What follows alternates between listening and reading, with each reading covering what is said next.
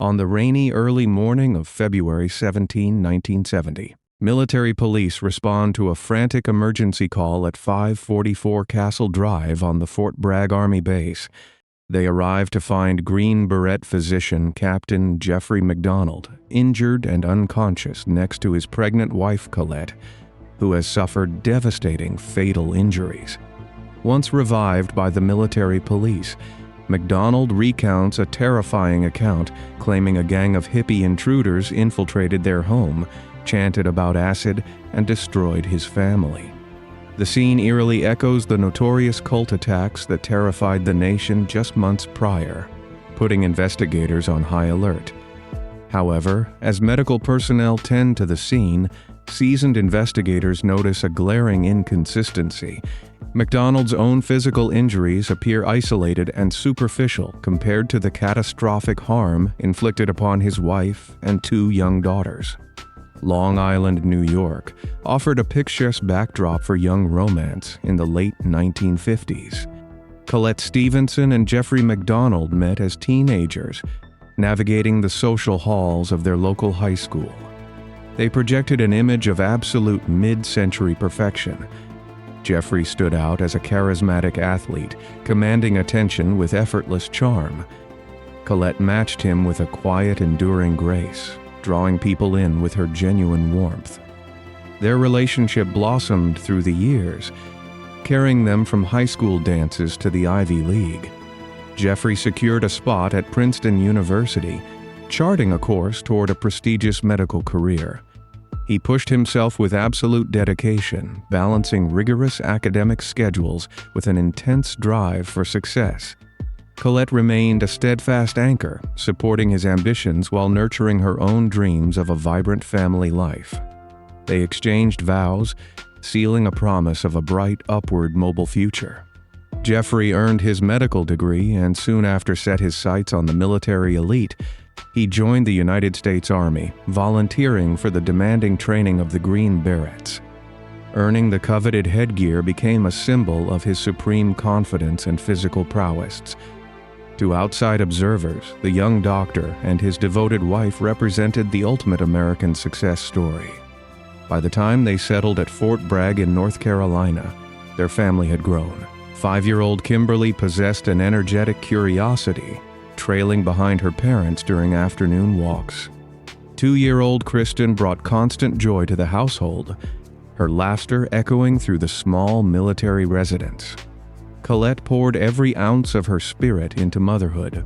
She crafted a warm, inviting sanctuary within the confines of standard officer housing.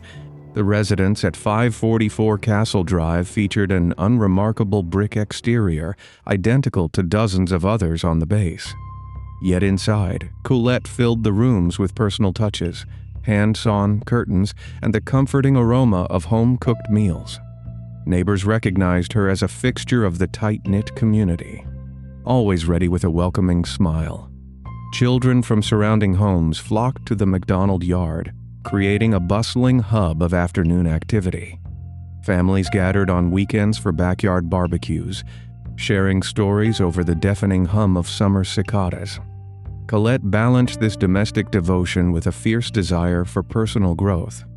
She enrolled in evening college courses studying child psychology to better understand the young minds she nurtured. She was also expecting their third child, a boy they planned to name Christopher.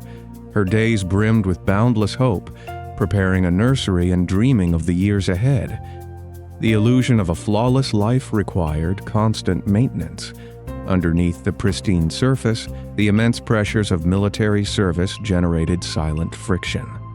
Jeffrey carried the demanding workload of a group surgeon overseeing the health of a specialized combat unit. His position demanded long hours, rigid discipline, and an unwavering projection of authority. He cultivated an air of absolute superiority, carrying himself with a distinct swagger recognized by his peers. This immense pride masked the ordinary grinding realities of living on an army captain's salary. Financial strains surfaced on occasion, demanding careful budgeting to sustain their comfortable lifestyle. Colette absorbed the brunt of these anxieties, managing the household finances while navigating her pregnancy. She experienced periods of isolation during her husband's intense training cycles and extended shifts. Despite these routine marital challenges, the foundation of their home appeared solid to any casual observer. No neighbor, friend, or relative perceived any threat lurking behind the heavy wooden door of 544 Castle Drive.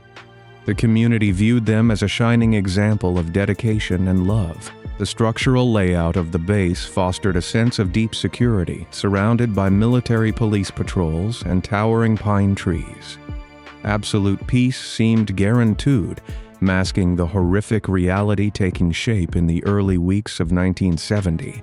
The definitive point of no return arrived in the early morning darkness of February 17. A chilling winter rain washed over the quiet streets of the Fort Bragg base. At 3:42 in the morning, a frantic call reached the emergency dispatch center. Military police officers arrived at Castle Drive within minutes, their vehicle headlights sweeping across the wet pavement. Before stepping inside, one must understand the exact spatial layout of the residence. The front door opened into a modest living room, leading straight toward a narrow central hallway. This hallway served as the main artery of the home, branching off into the master bedroom on the left and the two children's rooms on the right. First responders pushed through the unlocked front entrance, stepping from the damp porch into the living room. A scene of absolute devastation met their eyes. Jeffrey MacDonald lay on the floor next to his wife Colette, who had suffered catastrophic, permanent harm. Chaos consumed the initial response as a wave of military personnel flooded the confined space. In a desperate rush to render aid, officers walked across the carpets, tracking mud and altering potential footprints. A medic utilized the household telephone to call for an ambulance, contaminating a crucial piece of physical evidence. The frantic attempt to save lives resulted in the irreversible destruction of the crime scene integrity. Officers venturing down the narrow central hallway made grim discoveries in the adjacent rooms. 5-year-old Kimberly rested in her bed, having sustained massive trauma from a heavy, blunt object. Across the hall, 2-year-old Kristen lay lifeless, the victim of dozens of puncture wounds. Colette, found back in the master bedroom, bore the marks of a frantic struggle involving multiple household tools. The sheer scale of the violence defied human comprehension. Medical personnel managed to revive Captain MacDonald, who remained conscious and alert. He began recounting a bizarre, terrifying narrative to the bewildered officers in the room. He described waking to the sounds of his wife crying for help. According to his account, a group of intruders stood over his bed, chanting phrases about acid. He detailed 3 men in dark clothing and a blonde woman wearing a floppy hat, holding a flickering candle. He claimed these strangers launched a fierce attack on him, forcing him to fight for his life using only his bare hands. He stated he lost consciousness during the struggle, only waking to find his family destroyed. This chilling story mirrored the notorious cult attacks that had shocked the nation just months prior. Detectives broadcast the description over the radio network, initiating a massive search through the pouring rain. As dawn broke, investigators began mapping the exterior of the property. The back door of the residence opened from a small utility room into the rear yard. A search team stepped outside this exit, scanning the damp earth and sparse winter grass. Just steps away from the threshold, they located 3 distinct objects discarded in the mud. The items included a heavy piece of wood, an ordinary kitchen paring knife, and an ice pick. Moisture and soil clung to the surfaces, yet someone had wiped the items to remove distinct traces. These 3 everyday tools matched the varied patterns of trauma inflicted upon Colette and her daughters. The discovery anchored the violent events to items sourced from within the MacDonald home. No foreign weapons, exotic instruments, or outside materials surfaced in the initial perimeter search. Investigators returned inside to examine the living room, searching for signs of the massive struggle described by the homeowner. A coffee table lay on its side, and a few magazines rested scattered across the floor. Yet, an undisturbed flower pot stood upright on the very edge of the overturned table. Potted plants in the corner remained intact, showing no signs of a desperate life or death brawl. The physical reality of the room clashed with the tale of a frantic multi-person combat scenario. The most glaring contradiction emerged at the military hospital later that morning. Doctors performed a thorough medical evaluation of Captain MacDonald. Colette and the children had endured overwhelming force, resulting in their tragic ends. In stark contrast, MacDonald presented with isolated minor wounds. He bore a single, neat puncture near his lung that required minimal medical intervention. The rest of his injuries consisted of superficial scratches and a minor bump on his forehead. His vital signs remained stable, and his demeanor appeared calm for a man who had just lost his entire world. Experienced detectives recognized this profound discrepancy between the survivor's state and the absolute destruction inflicted on his family. The narrative of drug-crazed intruders tearing through a military base started to crumble under the weight of logical scrutiny. A complex, unprecedented quest for truth commenced, demanding an abandonment of spoken testimony. Science, rigid biology, and unyielding physical evidence became the only voices left to speak for the victims. Investigators realized they faced a predator possessing immense medical knowledge and staggering arrogance. The battle line was drawn not in a dark alley, but in a courtroom, pitting a charming doctor against the silent testimony of biological traces. The pursuit of justice for Colette, Kimberly, and Kristen would consume decades exposing a masterclass in deception. The days immediately following the grim discoveries of February 17 exposed a massive vulnerability within the military justice framework. The Army Criminal Investigation Command assumed absolute control over the Castle Drive residence, prioritizing military hierarchy over standard civilian forensic protocols. The structural layout of the command chain allowed high-ranking officers to bypass the few physical cordons placed around the property. Investigators watched in quiet frustration as military personnel wandered through the narrow central hallway, tracking debris across the carpet and compromising the physical space. A profound systemic failure unfolded step by step as the base authorities refused to secure the environment with the rigid lockdown procedures utilized by civilian police forces. Despite this extensive environmental contamination, specialized technicians from the crime laboratory arrived to process the remaining intact areas. They initiated a meticulous room-by-room mapping of the biological evidence left behind. A rare and highly advantageous forensic anomaly presented itself to the scientists. Every single member of the household possessed a distinct biological marker. Colette carried type A, Jeffrey carried type B, Kimberly carried type AB, and Kristen carried type O. This immense biological variance provided the detectives with a precise scientific map, allowing them to trace the exact movements of each individual throughout the dark hours of that morning. The scientist mapped these varied biological paths against the dramatic tale provided by Captain MacDonald. The physical reality of the fluid trays directly contradicted the narrative of a chaotic home invasion. MacDonald stated he engaged in a life-or-death physical struggle with 3 heavy-set men near the living room sofa, claiming he sustained his injuries during this violent encounter. If his narrative held true, his specific type B biological markers should have covered the living room carpet, the overturned coffee table, and the surrounding walls. Instead, laboratory technicians found absolutely zero trace of his specific biological group in the living room space. His cellular signature appeared only in the kitchen and the bathrooms, concentrated specifically near the sinks. Furthermore, technicians located Colette's distinct type A traces in Kristen's bedroom, a location completely detached from where MacDonald claimed his wife fell. The physical evidence outlined a terrifying domestic pursuit. demonstrating that the family members moved through the rooms in a pattern entirely foreign to the survivor's story. Investigators recognized they were dealing with an immensely arrogant perpetrator, a physician who believed his elite medical status would shield his fabricated scene from rigorous scientific scrutiny.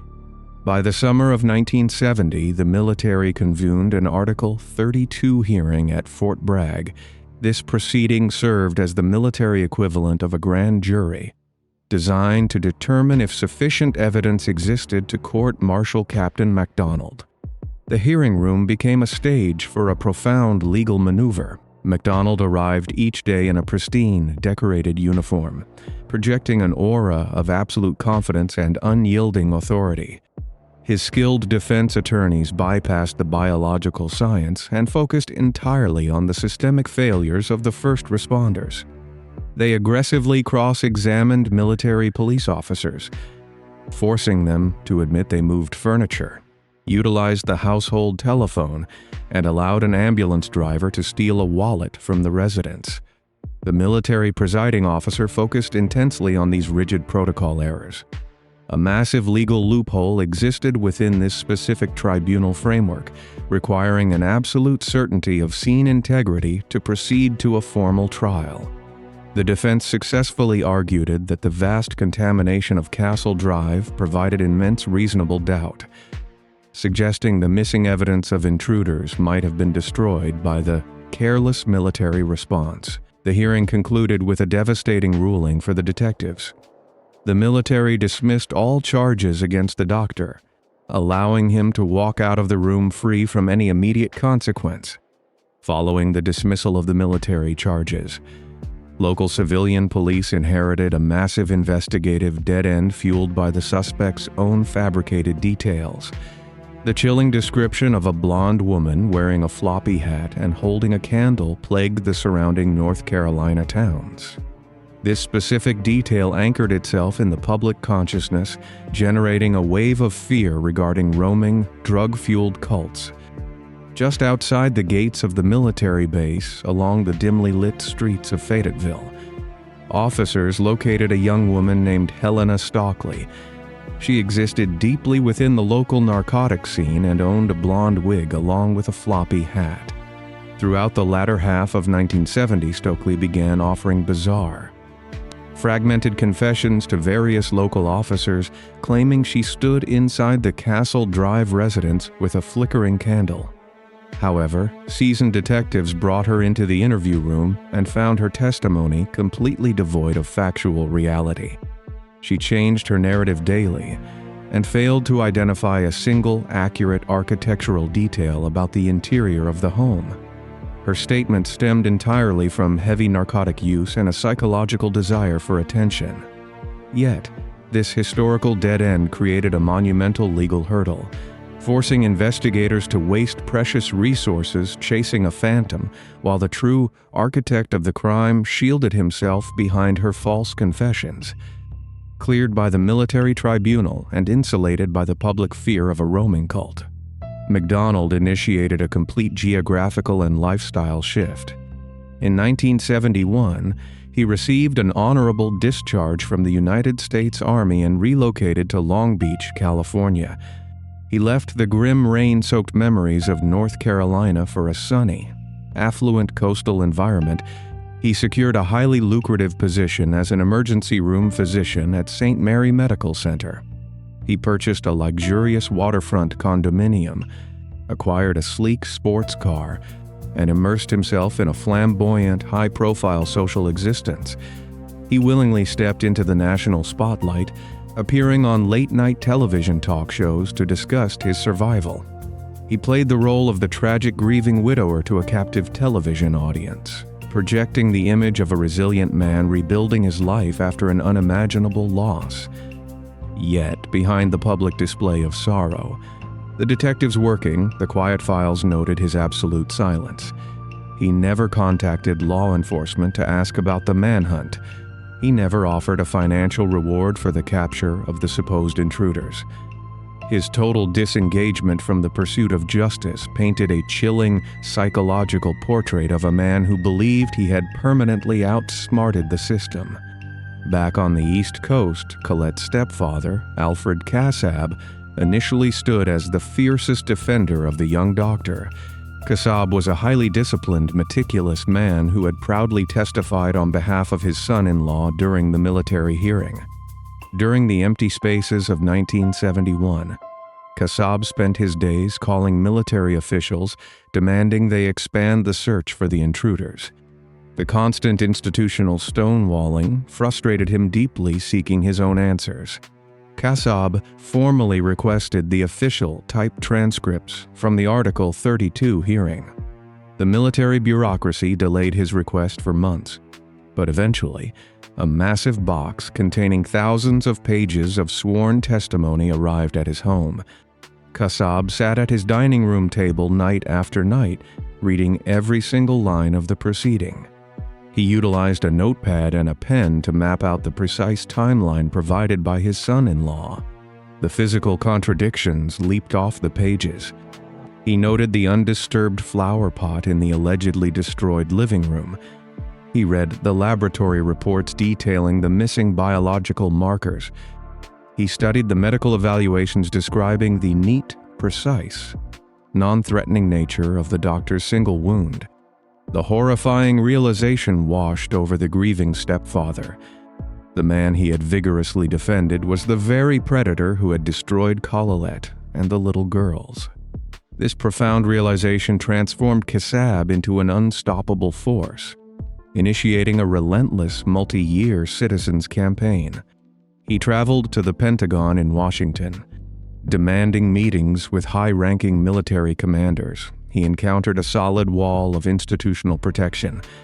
The military authorities refused to reopen the closed file, citing double jeopardy rules within their tribunal system. Kassab refused to accept this systemic failure. He turned his attention to civilian federal investigators, exploiting a highly specific legal loophole regarding geographical jurisdiction. Because the events occurred on federal military property, the United States Department of Justice retained the authority to pursue civilian charges regardless of the military dismissal. Kassab called the Justice Department constantly. He gathered signatures from concerned citizens. He forced in-person meetings with federal prosecutors, placing his meticulously annotated transcripts directly onto their desks. He pointed out every single lie, every impossible spatial movement, and every ignored forensic report. His unwavering devotion to his daughter and granddaughters kept the file from vanishing into the cold case archives. He acted as the ultimate unyielding voice for the victims, ensuring the affluent California doctor would not escape consequence through a bureaucratic technicality. By 1974, the immense pressure generated by Kassab finally dismantled the systemic barriers. Federal prosecutors agreed to review the physical evidence from the ground up. They requested the original biological samples, the discarded weapons, and the collected clothing from the military storage vaults. Technicians from the Federal Bureau of Investigation applied advanced microscopic analysis to the materials gathered from the master bedroom.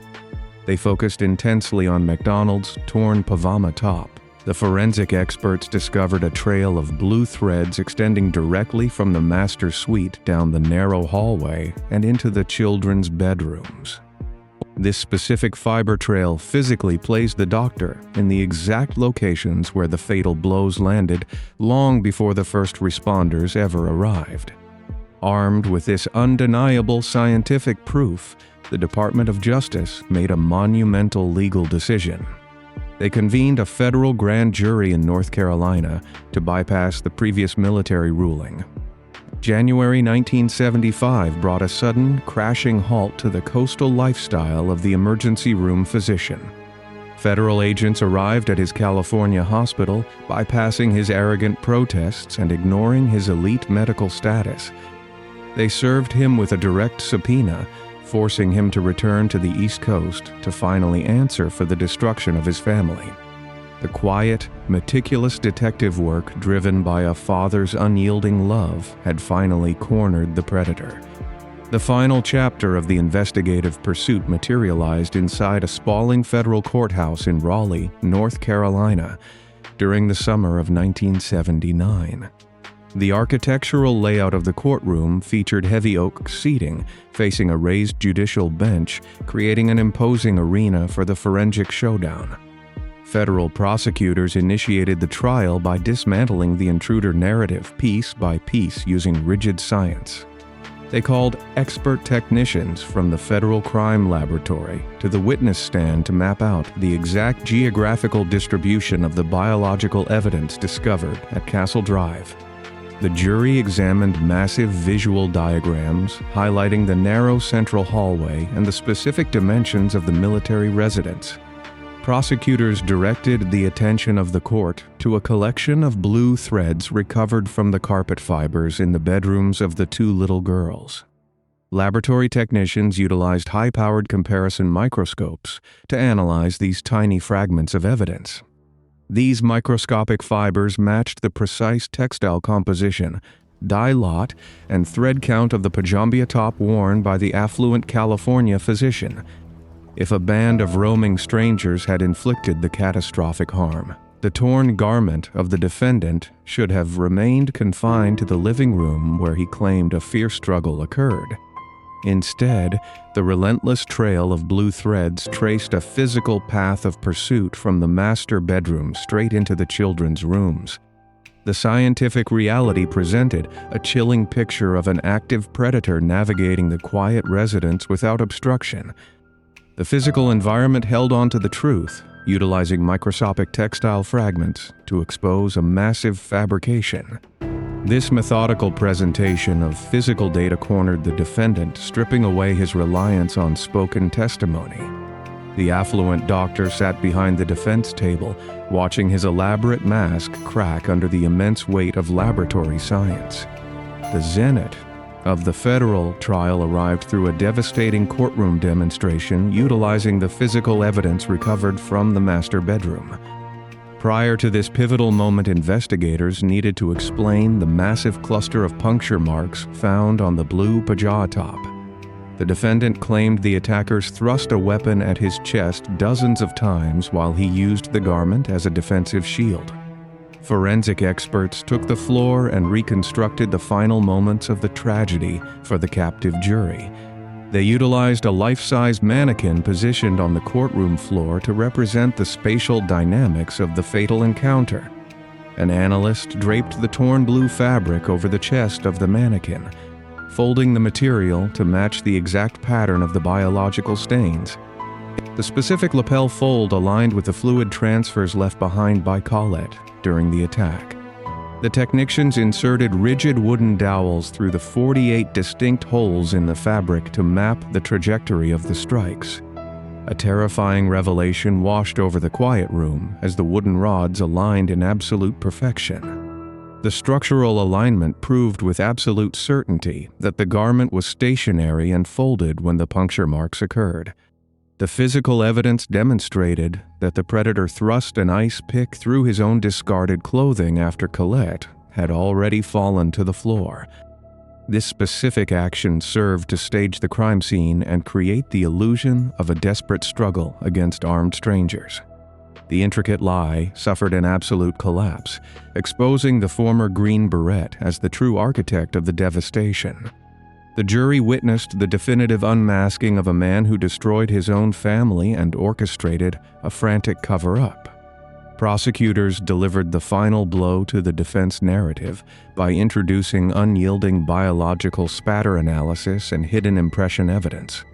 Analysts directed the jury to a large piece of flooring, salvaged from the military home, focusing on a specific bare footprint stamped in the fluid traces of the victims. Technicians had utilized specialized chemical reagents to enhance the faint, biological residue left on the wooden floorboards.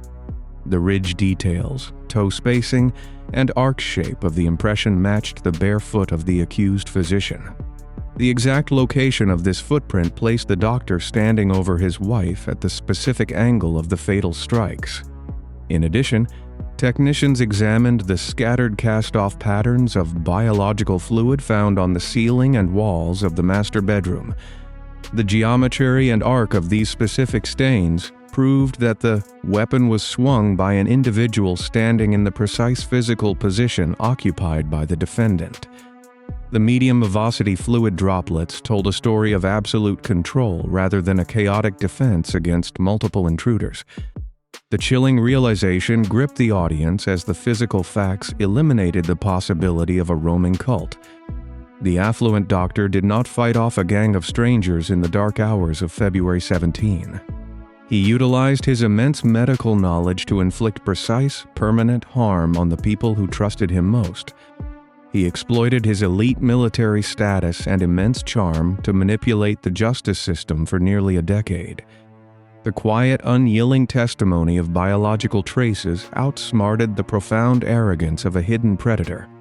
The courtroom recognized the monstrous reality hiding behind a polished professional facade. On August 29, 1979, the federal jury reached a definitive historic verdict after hours of intense deliberation. The courtroom fell silent as the foreman stood to read the final decision regarding the grim events at Castle Drive. The jury found the former military physician guilty on all counts, rejecting the fabricated tale of a late-night home invasion. They convicted him of one count of first-degree criminal destruction for the targeted death of 2-year-old Kristen. They handed down 2 additional convictions of second-degree criminal destruction for the deaths of Colette and 5-year-old Kimberly. The presiding federal judge commanded the doctor to stand before the bench to receive his formal punishment. The judge sentenced the former emergency room physician to 3 consecutive life terms in the federal penitentiary system. This monumental ruling shattered the affluent coastal lifestyle the predator had enjoyed for the better part of a decade. United States Marshals placed the arrogant doctor in heavy iron restraints and escorted him out of the building. The verdicts provided a bittersweet vindication for Alfred Kassab, who sat in the gallery absorbing the immense relief. His multi-year campaign to secure justice for his daughter and granddaughters had achieved the impossible. The countless nights spent reading court transcripts and fighting bureaucratic roadblocks resulted in a triumphant victory for the victims. The unwavering dedication of a grieving father overcame massive institutional failures and a profound web of deceit. The pursuit of lasting moral justice encountered a massive legal roadblock, a brief time after the initial sentencing phase. The defense team exploited a rigid procedural loophole regarding the constitutional right to a rapid and speedy trial under the Sixth Amendment. In 1980, the Fourth Circuit Court of Appeals reviewed the timeline of the federal prosecution and issued a staggering decision. The appellate judges ruled that the immense delay between the original military dismissal and the federal indictment violated standard legal protections. This specific paperwork ruling overturned the triple convictions and ordered the immediate release of the disgraced physician. The perpetrator walked out of his cell, reclaiming his freedom based on a technical delay rather than any proof of actual innocence. He returned to his luxurious lifestyle, projecting an aura of ultimate victory to the captive media networks. The federal prosecutors refused to accept this absurd bureaucratic defeat and elevated the battle to the highest legal authority in the nation. They filed an emergency petition with the United States Supreme Court, demanding a thorough review of the appellate decision. The highest court justices examined the complex jurisdiction conflicts and the monumental task of rebuilding the contaminated evidence over a span of 9 years. In 1982, the Supreme Court delivered a crushing blow to the defense strategy by reversing the appellate ruling. The justices ordered the reinstatement of the original trial convictions, validating the meticulous scientific work of the federal investigators. Law enforcement agents located the former doctor and returned him to a maximum security cell to serve his life sentences. The justice system corrected a massive procedural error, ensuring the predator could not hide behind a statute of limitations. Over the subsequent decades, the convicted predator launched a relentless barrage of high-profile legal challenges from behind prison walls. He filed numerous appeals, parole requests, and compassionate release motions in a desperate bid to regain his affluent life. He demanded advanced mitochondrial DNA testing, pointing to microscopic hairs found at the crime scene in an attempt to resurrect the phantom cult narrative. Federal judges reviewed each claim, determining that the new genetic testing confirmed the presence of the immediate family members rather than unknown intruders. Every single legal maneuver, including a prominent compassionate release motion denied in the year 2021 due to his declining health, met absolute rejection by the federal courts. The justice system refused to grant leniency to a man who demonstrated zero remorse for the destruction of his own family. He remains imprisoned to this day, his elite status and profound arrogance stripped away by the rigid confines of a concrete cell. The tragedy at Fort Bragg remains a landmark pillar in the history of modern forensic science. The case established the rigid legal principle that biological material and textile fragments can deliver truth when human testimony relies on fabrication. The tireless efforts of dedicated scientists gave a permanent voice to Colette, Kimberly, and Kristen. Their memories endure through the undeniable power of physical evidence, anchoring the reality of their final moments in solid science. The triumph of meticulous detective work over unchecked manipulation star.